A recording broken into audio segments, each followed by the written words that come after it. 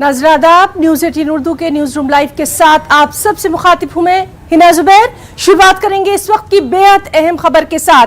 हरियाणा से ये बड़ी खबर है जहां करनाल में 4 मुश्तबा दहशतगर्द गिरफ्तार किए गए हैं।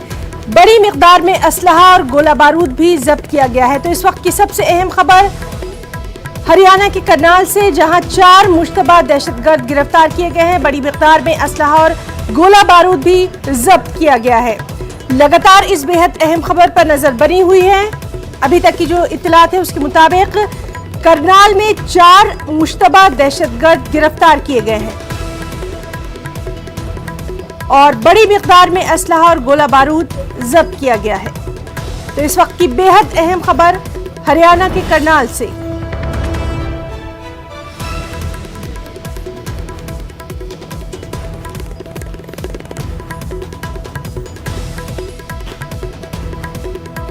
इस वक्त की अहम खबर तस्वीरों में आप साफ तौर पर देख सकते हैं। करनाल में 4 मुश्तबा दहशतगर्द गिरफ्तार किए गए हैं। बड़ी मिकदार में असलहा और गोला बारूद जब्त किया गया है।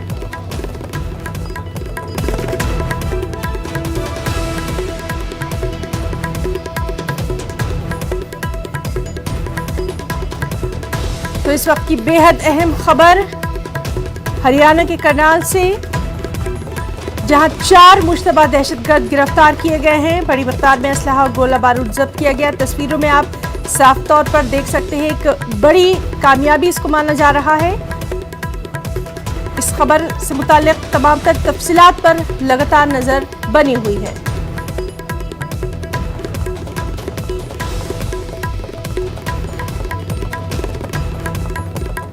ये 3 जो हैं ये फिरोजपुर के रहने वाले हैं और एक लुधियाना का रहने वाला है। इनकी गाड़ी की BDDS टीम की उपस्थिति में तलाशी लेने पर एक देसी पिस्टल, 31 जिंदा कारतूस और 3 IDs बरामद हुई है। हमारी BDDS टीम अभी मौके पे है और अग्रिम कार्रवाई कर रही है। कुछ बारूद वगैरह भी सर बरामद हुए? जी, जो BDDS टीम मौके पे आई है उसके जो भी उसकी जांच के अनुसार प्रथम दृष्टया एक्सप्लोजिव्स की पुष्टि हुई है। बम निरोधक दस्ता भी सर? बम निरोधक दस्ता मौके पे मौजूद है। FSL की टीम भी मौके पे मौजूद है। हमने थाना मधुबन में FIR इन आरोपियों के खिलाफ दर्ज कर ली है और आगे की जांच जारी है। शुरुआती जांच में सर पता लग पाया क्या मंशा थी? देखिए, जो अभी तक जहाँ सामने आई है ये फिरोजपुर से सप्लाई लेके आए थे और नांदेड़ और आदिलाबाद के आसपास में इनको वहाँ पर सप्लाई रख करके आनी थी। जो पाकिस्तान बेस्ड है उससे उसकी बात करवाई। इसके बाद में पिछले 9 महीने से लगातार कांटेक्ट में थे। वो वहाँ से सप्लाई इसको भेजता था, ये उसकी बताई गई लोकेशन पर रख के आता था और उसके बदले में इसको पैसे देता था। सर, बड़ी उपलब्धि मिली है। कहीं ना कहीं आतंकवादी एक संगठन से जुड़े हुए 4 आतंकवादियों को पकड़ा गया है, इस पर क्या कहेंगे? देखिए, डेफिनेटली जैसे ही हमें सुबह इन्फॉर्मेशन मिली, जो क्रेडिबल इनपुट मिला था, उसी इनपुट पे हमने कार्रवाई की थी और हमारी टीमें को हमने अलर्ट किया और सुबह सुबह के आसपास हमारी डायल 112 की गाड़ियाँ बड़ी तुरंत से वहाँ पर बस्तारा टोल के पास में पहुँची और हमारी जो लोकल पुलिस स्टेशन की गाड़ी है वो भी तुरंत मौके पे पहुंच गई SHO समेत। और 4 जो टीमें हैं इन्होंने बड़े अच्छे ढंग से काम किया और लोगों उनको 4 जो युवक हैं इनको राउंड अप किया। हरियाणा पुलिस का अपना वो है। देखिए, जिस भी एजेंसी से नाम मिला हो, हमें क्रेडिबल इनपुट एजेंसी से मिला था। फायरिंग वगैरह तो नहीं किसी की तरफ से की गई? जी, ये DL नंबर की गाड़ी है, लेकिन अभी इस गाड़ी के ओनरशिप किसका नाम है, कब खरीदी गई थी, वो भी हम एग्जैक्ट लोकेशन क्या है सर जहाँ से अरेस्ट हुआ है?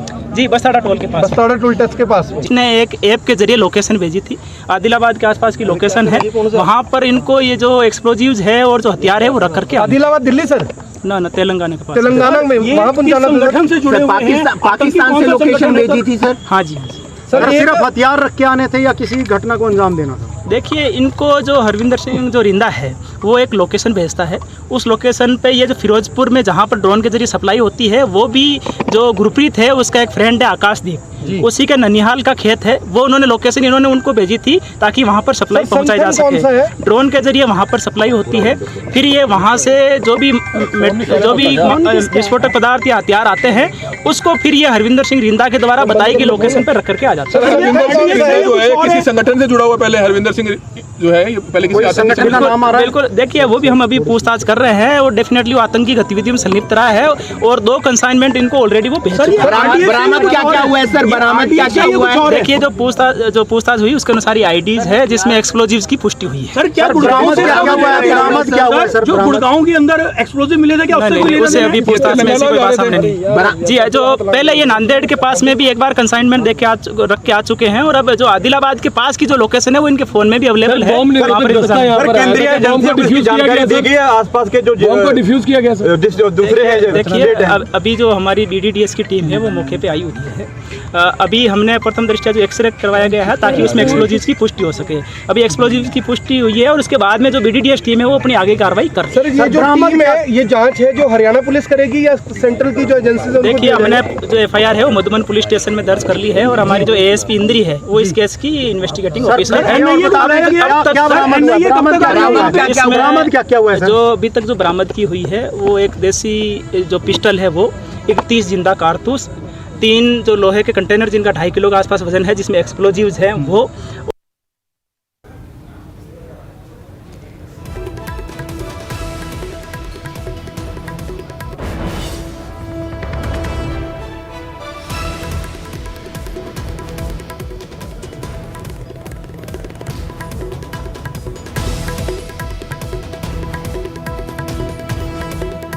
तो बेहद अहम खबर जिस तरह से अभी आप सुन रहे थे जो जानकारी निकल कर सामने आ रही है थाना मधुबन का ये वाक़या है और इसके जो तार हैं वो तेलंगाना के आदिलाबाद और साथ ही साथ महाराष्ट्र के नांदेड़ से भी जुड़ते नज़र आ रहे हैं। लगातार तफसीलात पर नज़र बनी हुई है और बेहद अहम है करनाल में 4 मुश्तबा दहशतगर्दों को गिरफ्तार किया गया।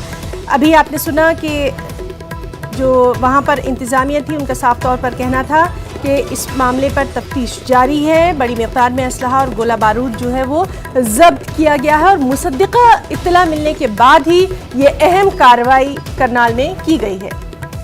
तो लगातार इस खबर से मुताल्लिक़ तमाम तर तफसीलात पर नज़र बनी हुई है। बेहद अहम, करनाल में 4 मुश्तबा दहशतगर्द गिरफ्तार किए गए हैं। मुसद्दिक़ा इत्तला मिलने के बाद ये कार्रवाई की गई है।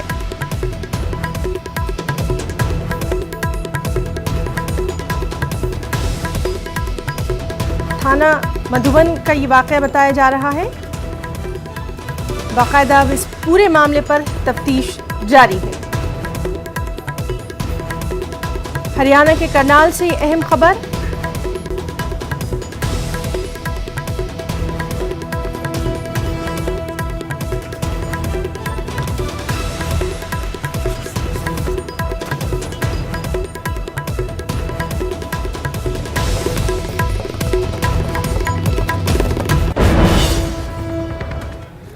एक और बेहद अहम खबर, जम्मू कश्मीर के ज़िला सांबा में BSF को एक बड़ी कामयाबी हाथ लगी।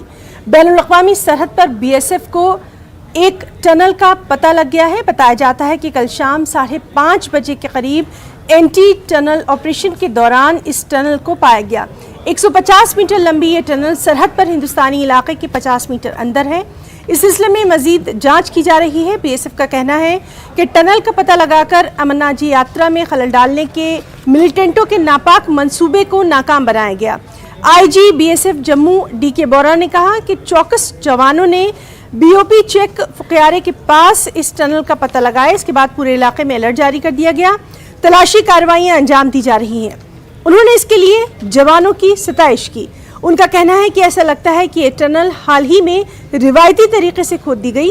टनल का सिरा 2 फीट का है।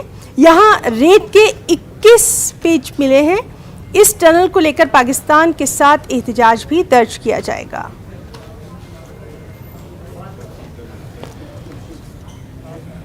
जो ट्रूप्स ग्राउंड में मेहनत करते हैं वो आप लोग सब ग्राउंड देख के आए हैं, तो उसमें कितना मुश्किल होता है किसी भी छुपी हुई टनल को जो ऊपर से बंद हो उसको खोज निकालना। तो मैं अपने कमांडर्स को और ट्रूप्स को इस सफलता के लिए बहुत बहुत बधाई देता हूँ।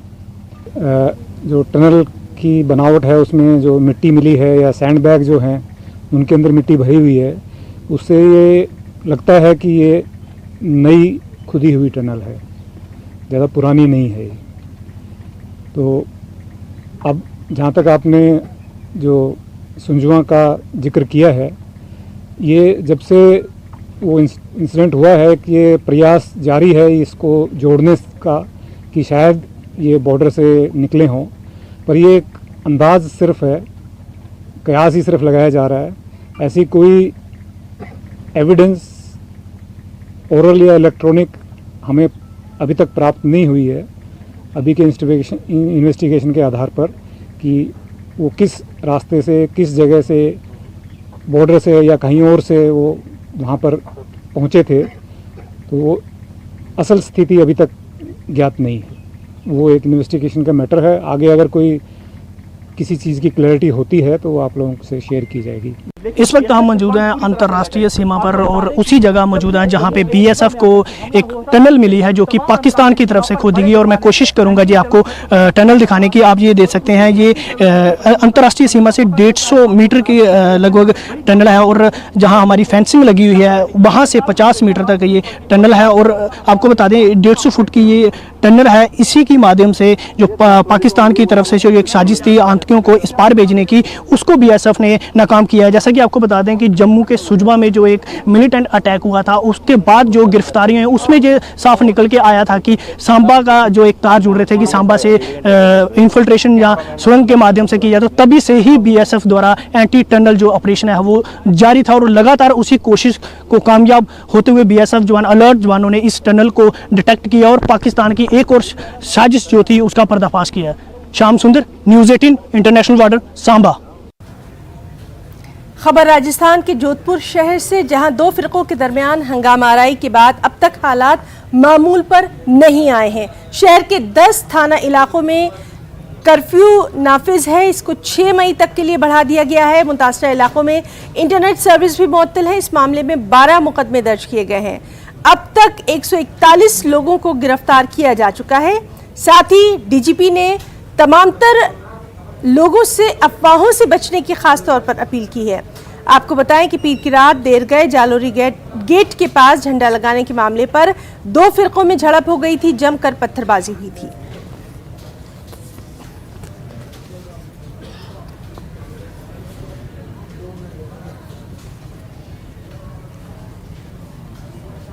और चलिए सीधे रुख करेंगे हमारे साथी रंजन दवे का। रंजन, आपसे जानना चाहेंगे वहां पर सिक्योरिटी को लेकर आज क्या कुछ सूरत हाल देखने में आ रही है? जी हिना, मैं बताना चाहूंगा कि जोधपुर में लगातार ये बीते दिन कर्फ्यू की अवधि पूरा होने के बाद अगले 24 घंटे और 2 दिनों की बात की जाए तो बढ़ाया गया है कर्फ्यू। तो कर्फ्यू के साथ ही साथ इंटरनेट को भी बाधित की जो अवधि है वो लगातार जारी रखी गई है। तो कुल मिलाकर के जोधपुर में शांति और सौहार्द को लेकर के जो पहल की जा रही है उसके तहत पुलिस चप्पे पर तैनात है। जो 10 थाना क्षेत्रों में कर्फ्यू लगाया गया है उन थाना क्षेत्रों में लगातार पुलिस के गश्ती दल है जो लगातार घूम रहे हैं।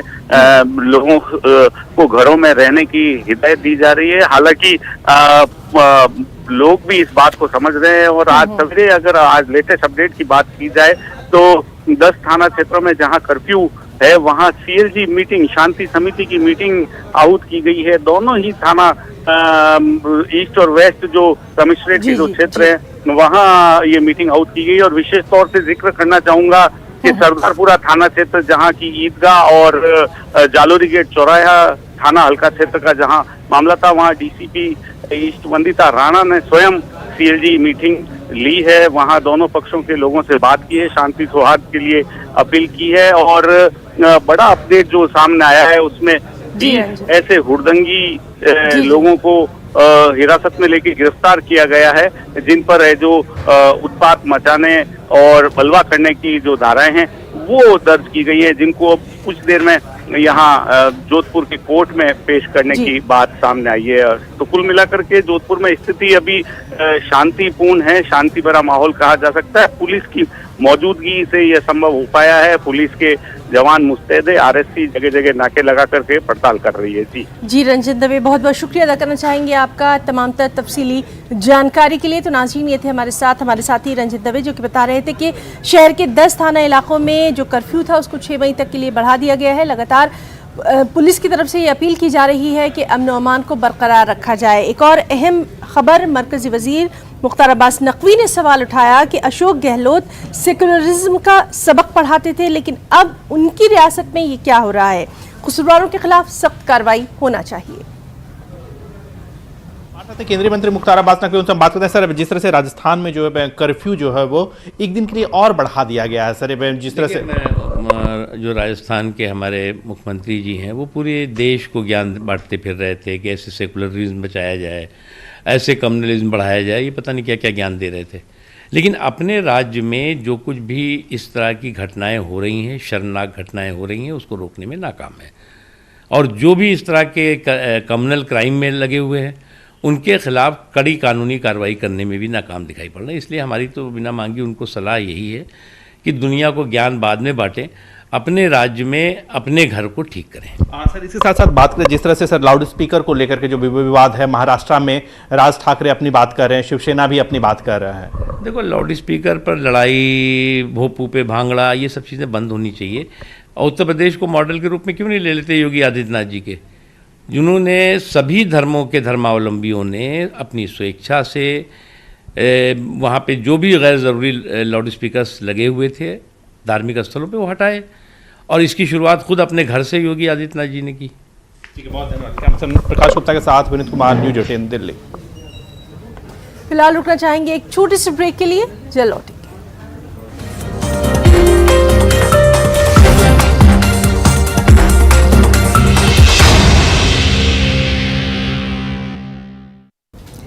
प्रशांत किशोर ने फिलहाल कोई सियासी पार्टी तश्कील न देने का ऐलान कर दिया है, लेकिन वो बिहार में सियासी बदलाव लाने के लिए अपने तौर पर कोशिश करते दिखाई दे रहे हैं।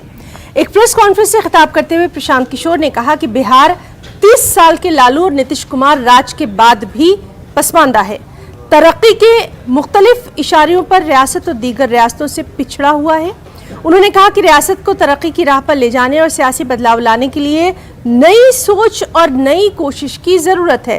प्रशांत किशोर ने कहा कि ये तब्दीली तन्हा नहीं लाई जा सकती, लोगों को अपने साथ जोड़ने के लिए प्रशांत किशोर ने 3000 किलोमीटर की पदयात्रा करने का भी ऐलान किया और ये यात्रा चंपारण से 2 अक्टूबर को शुरू होगी।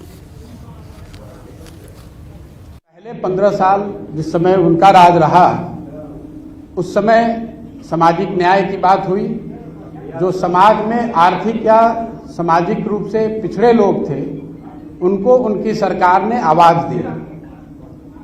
उसके बाद के 15 साल 2004 के बाद से जब नीतीश जी मुख्यमंत्री हैं, उनके और उनके समर्थकों का ऐसा मानना है कि उन्होंने आर्थिक विकास और दूसरे सामाजिक पहलुओं पर ध्यान दिया है और बिहार का विकास किया है।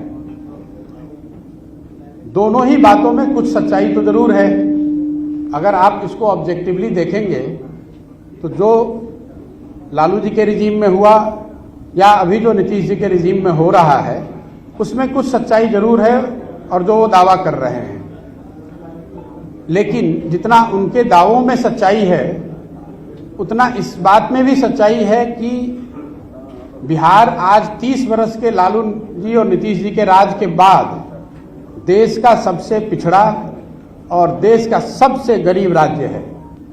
मैं ऐसा मानता हूं कि आने वाले दिनों में और आने वाले समय में बिहार के वो लोग जो इस धरती से जुड़े हैं, जो यहाँ के मुद्दों को समझते हैं और जिनमें यहाँ की समस्याओं को सुलझाने की क्षमता है, और उससे बढ़ के आने वाले वर्षों में बिहार को बदलने का जिनके पास जज्बा है, जो बिहार को बदलना चाहते हैं, वो सारे लोग और या उनमें से ज्यादातर लोगों को एक साथ आकर कोई नई प्रयास करने की जरूरत है। मैं मेरे साथियों के साथ पिछले 4-5 महीनों से हम लोगों ने करीब 17,500 ऐसे लोगों को चिन्हित किया है, उनसे संपर्क बनाया है कि करीब 90% लोग इस बात से पूरी तरह इत्तेफाक रखते हैं कि बिहार में एक सामूहिक नए सोच और नए प्रयास की जरूरत है। तो बिहार के लोगों तक पहुंचना, बिहार के गांव, शहर, गली, मोहल्ले तक पहुंचना, लोगों को जन सुराज की परिकल्पना, इस सोच के बारे में बताना उनसे उनका व्यू पॉइंट लेना, उनकी समस्याओं और उनके आगे के भविष्य के बारे में जो उनकी अपेक्षा, आशा, आकांक्षाएं हैं, उनको समझने का प्रयास करना। उसके लिए 2 अक्टूबर से मैं स्वयं पश्चिमी चंपारण गांधी आश्रम से 3000 किलोमीटर की पदयात्रा शुरू करूंगा। जब तक बिहार के सारे गांव, शहर, गली, मोहल्ले, जो जितने लोगों को व्यक्तिगत तौर पे पहुंचा जा सकता है वो पूरा ना कर लिया जाए। हम लोग का अनुमान है कि 3000 किलोमीटर अगर हम जाते हैं तो उसमें ज्यादातर एरिया हम कवर कर पाएंगे। सेंट्रल जोन के चेयरमैन राजपाल सिंह चौधरी ने जुनूबी दिल्ली में इन्हदामी कार्रवाई पर बात करते हुए कहा कि शाहीन बाग इलाके में कार्रवाई के लिए एमसीडी पुलिस को शेड्यूल दे चुकी है, लेकिन मतलूबा पुलिस फोर्स मुहैया नहीं कराई गई है, जिसकी वजह से तय प्रोग्राम को मौखर कर दिया गया है। न्यूज़ 18 से बातचीत में राजपाल सिंह ने इस अज़्म का इजहार किया कि जब तक वो चेयरमैन है सारे तजावुजात हटाकर रहेंगे। बात करने के लिए मौजूद हैं सेंट्रल जोन के चेयरमैन राजपाल जी।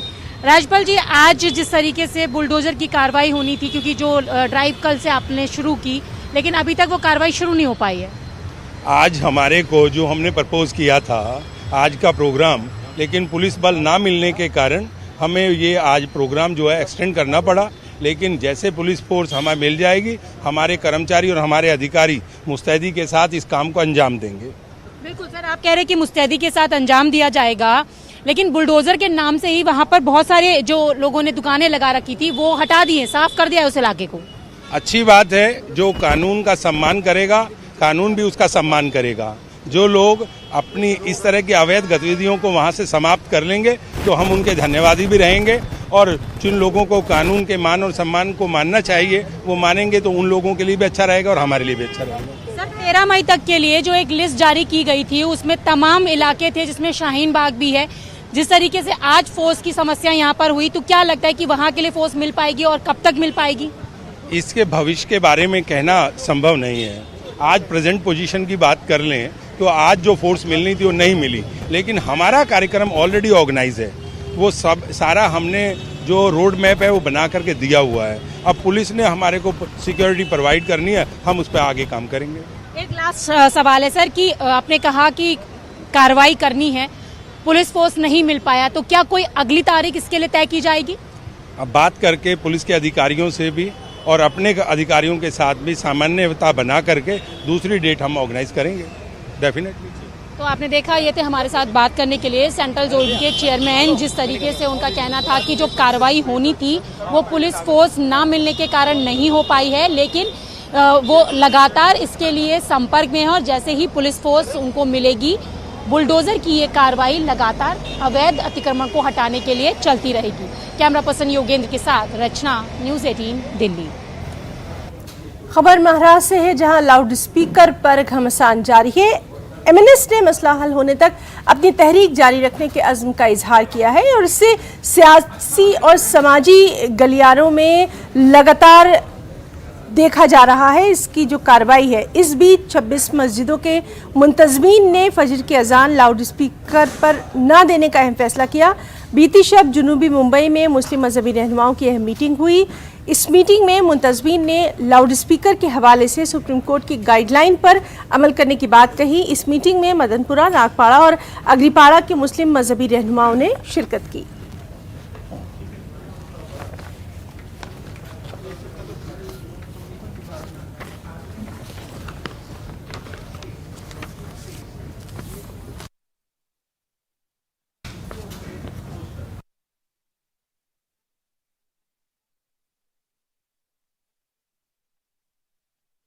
हमारे यहाँ हमारे एरिया में सुप्रीम कोर्ट के गाइडलाइंस के अनुसार अजान दी गई है बिना माइक के। सुबह 6 बजे अजान, 6 से पहले अजान जो हुई है वो बिना माइक की दी गई है। अभी कोर्ट इसको ऑर्डर है तो हमको तो मानना ही पड़ेगा ना वो चीज़। मीटिंग के बाद हमने फैसला किया है कि सुप्रीम कोर्ट की जो गाइडलाइन है उसके मुताबिक रात 10 बजे से सुबह 6 बजे तक इंशाल्लाह लाउड स्पीकर का इस्तेमाल। जो भी